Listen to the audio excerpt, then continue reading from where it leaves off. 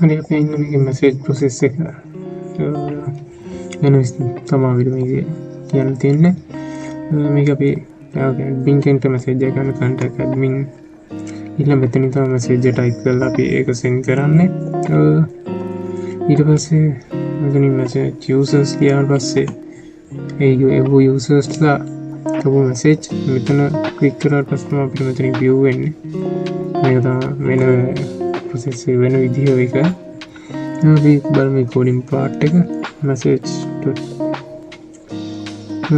මේක තමයි coding part එක තියෙන්නේ. සෙන් එකක් දාගෙන තියෙනවා අපි. receive message එක ගන්න database එකකින් මේ ගන්නවා.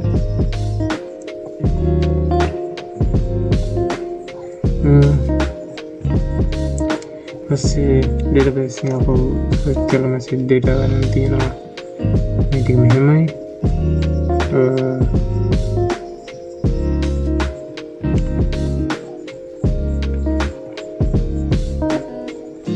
මේක තමයි මේ විදිහට තමයි search කරලා තියෙන්නේ. මේක තමයි ඉතින් code process එක coding part එකේ තියෙන්නේ. බලමු ඊළඟ වීඩියෝ එකේ.